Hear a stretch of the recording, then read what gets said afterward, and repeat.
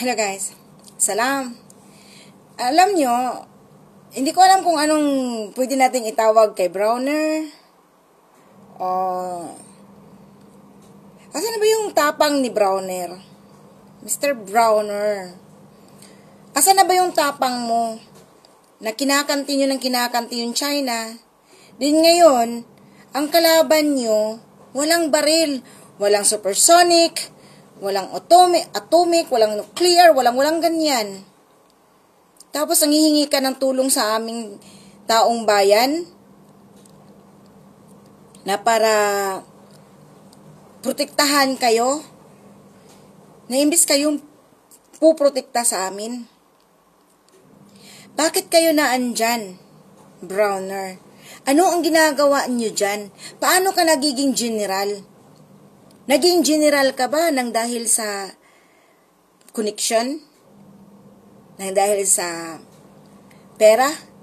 Nang dahil sa politiko?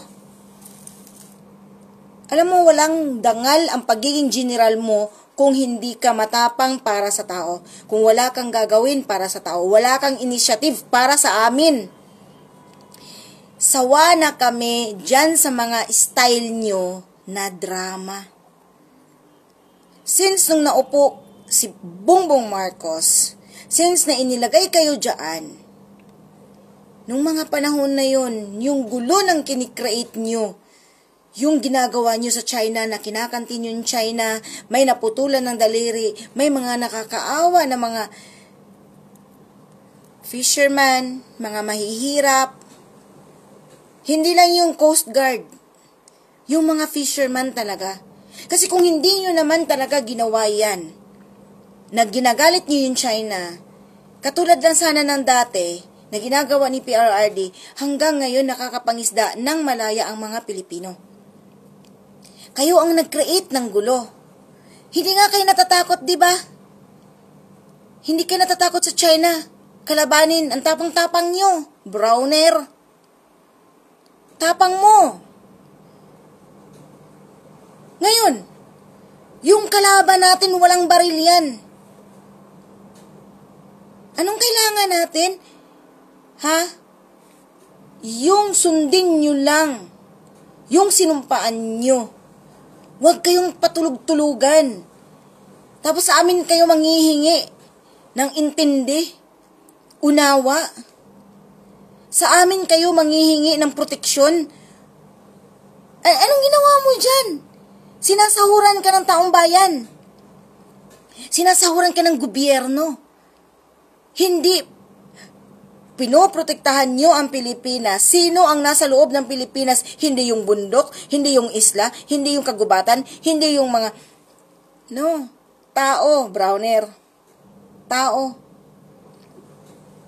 Kaya na mapapaisip kami eh. Ako napapaisip ko talaga. Paano ka ba nagiging general? Dahil sa lumaban ka at inilaban mo at ipinaglalaban mo ang Pilipinas, ang Pilipino? Or nagiging general ka at naandyan ka nang dahil sa isang politiko, sa isang koneksyon, na kailangan mong sumunod, magiging tuta ka, ganon? Kunti lang ang hinihingi namin. Gumawa na kayo ng aksyon. Gawin nyo na ang lahat para sa bayan. Isipin nyo, hindi lang kami, pati yung pamilya nyo, makakaranas kung ano yung nararanasan namin. Kung hindi mo kaya, Browner, marami dyan na mga nasa AFP. Bumaba ka, gonggong. Bumaba ka. Ala kang kwenta. Mahina kang nilalang. Wala kang kwenta. Inutil ka, Browner. Inutil ka. Bumaba ka dyan. Kapal ng mukha mo. Hindi politiko ang nagpapasahod sa'yo, Browner, tandaan mo yan. Ang nagpapasahod sa'yo ang taong bayan. Ang nagpapasahod sa'yo, taong bayan. Ang politiko, ang presidenteng ugok na adik, ang nagpapasahod niyan ay taong bayan. Hindi pa nakukuntinto. kundi nagnakaw pa sa kaban ng bayan. Romualdez at Marcos ang pinuprotektahan mo, hindi ang taong bayan. Tandaan mo yan, Browner. Hindi magtatagal ang mga yan. Mawawala din ang mga yan. Politiko yan. Pero yung dangal mo bilang general, bilang Armed Forces of the Philippines, kayo ang head ng Armed Forces of the Philippines. Natagurian ka pang general. Naging general ka lang ng dahil sa koneksyon, ng dahil sa politiko. Ganon. Walang kwenta. Walang kakwenta-kwenta. Pares kayo ni Torre. Umangat ang posisyon nyo nang dahil sa walang kwentang ginagawa nyo. Di ba? Oh, asan yung tapang mo? Wala kami pakialam kung ano yung mga nangyayari before. Kasi normal yun. Natural yun. Nakikilos kayo, kayong AFP, kikilos kayo ng men in uniform para sa bayan. Ano nangyari noon? Yung kuditaw, yung mga ano nangyari? Gumanda at umayos, di ba? Wala nang diktador, wala nang dictatorship, wala nang magnanakaw. At least na-minimize na dahil wala nang mga Marcos at Romualdez. Oh ngayon, naandyan. Sino pinaprotektahan mo? Romualdez at Marcos? Obvious.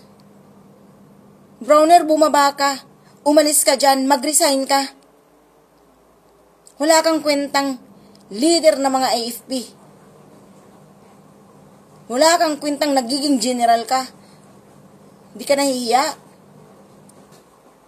Kami ang nagpapasahod sa'yo, taong bayan nagpapasahod sa'yo, gobyerno ang nagpapasahod sa'yo, gobyerno means group of people. Kami, tao. Kasama ang buong pamilya mo, gunggong. At the end of the day, matatandaan mo yan, bibit-bitin mo yan habang buhay mo, na kinamumuhian ka ng buong sambayan ng Pilipino. Kinamumuhian ka ng taong bayan. Wala kang kwenta, Browner. Kayo ang dapat na magprotekta sa taong bayan, hindi ang taong bayan na magpoprotekta sa'yo, tanga. Wala akong pakialam sa'yo, Browner. Sana nga, magkakaroon na. Sana nga, matutulad ng Syria ang Pilipinas para isampal sa inyong mga men in uniform dyan na hindi kayo gumagalaw, masampal kayo ng katotohanan. Kita nyo ano nangyayari sa Syria? Tingnan nyo. Sino ang kumuha ng gobyerno? Sino ang kumuha at isuli sa mga taong bayan? May nagawa bang AFP? Mga army? May nagawa ba ang pulis sa kanila? Wala. Bandido ang lumusob doon sa presidente ng Syria. Kinuha nila at ibinalik nila sa tao. Ngayon, they are free. Ganun ba ang gusto nyo? Bandido na ang mga, hindi yung mga NPA. Pare-parehas na kayo. Close friend na ba kayo ng mga NPA dyan na nasa kongreso? Ha? Kinakawawa nyo na yun, yung mga nandun sa yung mga nandun sa grounds? Yung mga kumbatant? Yung nasa field? Samantalang kayong mga leader, nakahiga kayo sa pera? Maayos yung higaan nyo? Natutulog kayo ng maayos? Kakuntsaban nyo na yung leader ng mga rebelde dyan? Ganun ba yan? Baka ganun na nga. Wala naman kayong kwenta eh. Alam mo, Browner, advice ko sa'yo, bumaba ka. Mag-resign ka. Pag hindi mo talaga kaya, mag-resign ka. Hindi ka namin kailangan. Mahina kang nilalang. Mag-resign ka, ibigay mo sa iba. Alam mo, mayroong marami dyan. Natahimik lang. Pero gigil na yan sa mga nangyayari sa gobyerno. Gigil na yan. Bumaba ka dahil tuta ka ng Romualdez at Marcos. Tuta ka ng mga Romualdez at Marcos. Na mga hari, ng mga rebelde, na mga NPA, na mga party list dyan, na mga leftist, na mga mga animal dyan na mga kurakot, na mga magnanakaw sa ating bayan. So, pare-pares lang kayo. Huwag mong sirain ang Armed Forces of the Philippines sa pangalan mo, Browner. Damay-damay yan. Ikaw ang leader ng AFP. Kung ano ang ginagawa mo, putang ina mo, gago ka, pati sila nadadamay sa kahihiyan ng ginawa mo. Katulad lang din yan sa ginawa ni Torre. Nadadamay ang mga pulis sa ginawa ni Torre. O ngayon, para hindi mawawala sa amin yung respeto sa mga AFP. Kita niyo mga pulis, halos hindi na namin nare-respeto yung iba. Pag may nakikita kaming nagiging, nawawalan kami ng gana. Sa totoo lang. Huwag mong ibaba ang tingin namin sa mga Armed Forces of the Philippines nang dahil sa ginawa mo. Maraming Armed Forces of the Philippines na mga miyembro na nasa grupo na gustong baguhin, pero tahimik lang sila. Gustong baguhin ang mga nangyayari ngayon, kaya lang hindi sila makakagalaw. Pwes, ang gawin mo, Browner, bumaba ka, mag-resign ka, inutil ka, ala kang kwenta, inutil, gago, ugok. Ikaw lang ang general na imbisil. Wala kang kwenta. Kami ang boss mo. Hindi si Bongbong Marcos at si Romualdez. Kasi lahat yang naman na andyan, sahod yan ng taong bayan. Kasama ka na. Kaya kung sinusunod mo yung politiko, obvious. Wag mo na kaming bigyan ng na hindi kayo non-partisan kayo, ganito ganyan. Obvious. Kung non-partisan kayo, malala na ang nangyayari sa bansa nating korupsyon. At tingnan mo ano nangyayari ngayon. May nangyari ba? Wala. Ikaw na mismo nagsabi na kapag magkakaroon ng problema ang ekonomiya, babagsak at walang magpapautang sa atin, so that means umaayon ka sa gobyerno, hindi ka non-partisan. Kung non-partisan ka talaga, titingnan mo yung nangyayari ngayon. Sa sobrang laki ng utang, nasa utak mo pa rin yung mangungutang tayo. Kapag nagkaroon ng problema ang bansa natin, nagkaroon ng pag-aalsa, nagkaroon ng kudita, babagsak ang ekonomiya at walang magpapautang, wow. Ang nasa mind mo ngayon ay magpapautang. Kung ano ang utak ni Bongbong Marcos, ni Martin Romualdez, yun din ang utak mo. Utang. So that means hindi ka non-partisan. Ikaw ay nasa affiliation ng mga politician. Na mga magnanakaw na yan. Ano ang affiliation niyo? Bongbong Marcos, hindi. Sige. Bongbong Marcos, the Crooks Group. Romualdez Marcos, the Crocodile Farm in the Philippines. Yan ang affiliation nyo?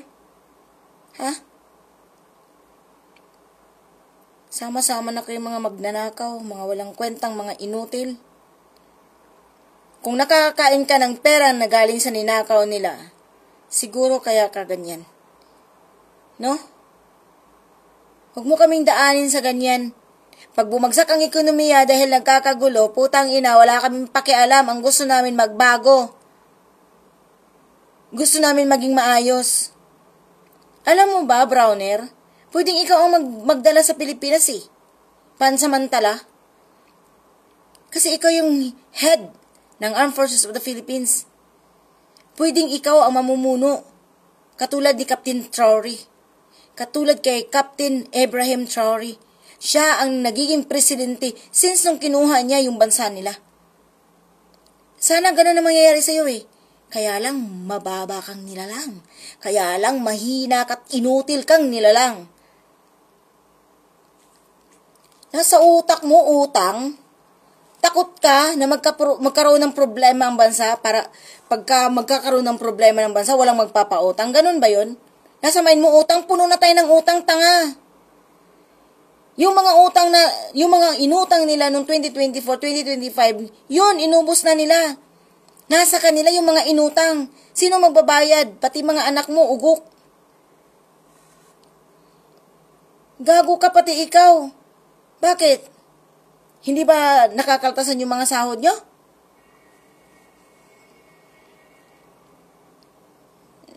Ha? Wala ka talagang kwenta. Sa totoo lang. Wala kang kwenta. Naging general ka pa. Bumaba ka dyan, ibigay mo yan sa iba. Kasi nga, hindi mo kayang harapin ang katotohanan sa kadahilanan na ikaw ay matagal ng tuta ng Romualdez at Marcos na yan. Fuck you, Browner.